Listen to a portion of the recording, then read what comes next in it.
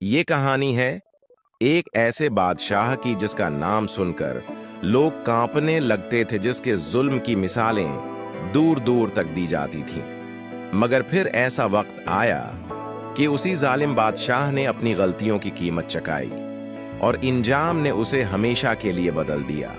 बहुत पुराने वक्तों की बात है। अरब के एक दूर दराज इलाके में एक बादशाह हुकूमत करता था जिसका नाम था जालिम शाह। इसके महल सोने से जगमगाते थे, मीनार आसमान से बातें करते थे, मगर उसका दिल बिल्कुल पत्थर था। इसे न किसी यतीम की फिक्र थी, न किसी बीवाह की, और न ही किसी गरीब का दुख सुनने का हौसला। इसका एक ही उसूल था, जो मेरी बात न माने वो जीने के काबिल नहीं।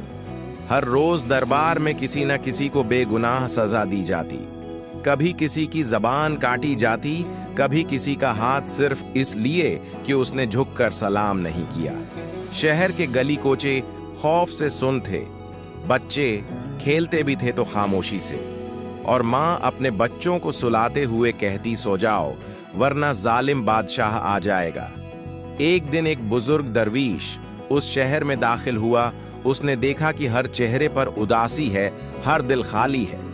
दरवीश ने लोगों से पूछा, इतना खामोश शहर, क्या यहाँ के लोग जिंदा नहीं?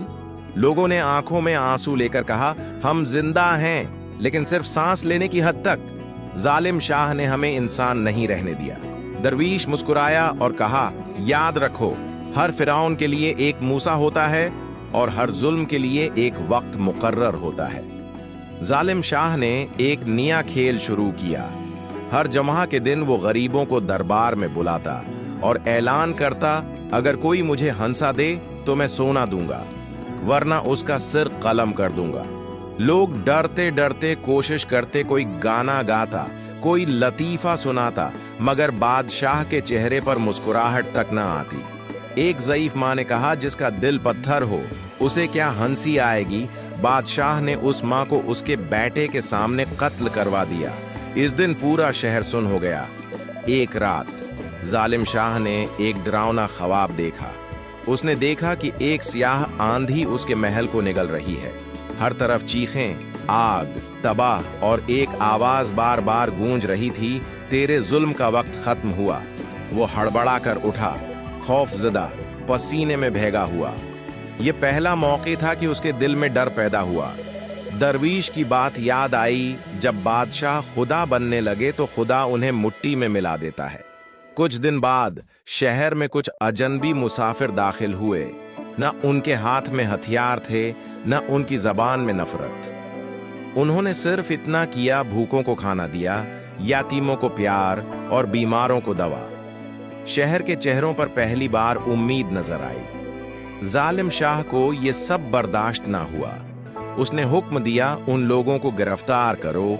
लेकिन जब सिपाही उनके पास पहुंचे, एक नौजवान ने कहा, हम लड़ने नहीं आए, लेकिन जुल्म के आगे कभी झुकेंगे नहीं।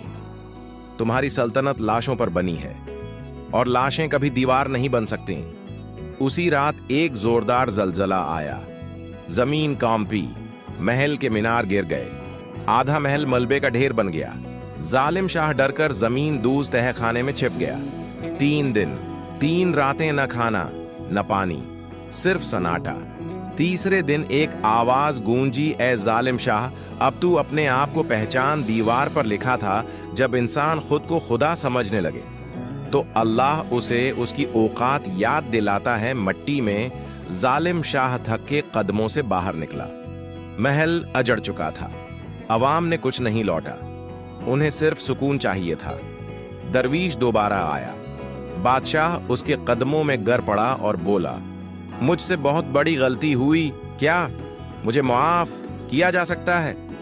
दरवीश ने कहा, माफी अल्फाज से नहीं, अमल से मिलती है। इंसान बनो, फिरौन नहीं। उस दिन के बाद जालिम शाह ने अपना ताज उतार दिया, अपना महल यतीम खाने, मदरसे और शफा खाने में बदल दिया। वक्त गुजरता गया, अब उसे कोई जालिम शाह नहीं कहता था। लोग उसे भूला शाह कहकर याद करते थे, वो बादशाह जिसने सब कुछ खोकर खुद को पाया। ماں باپ اپنے بچوں کو اس کی کہانی سناتے اور سبق دیتے بیٹا طاقت کا مطلب یہ نہیں کہ دوسروں کو دبایا جائے.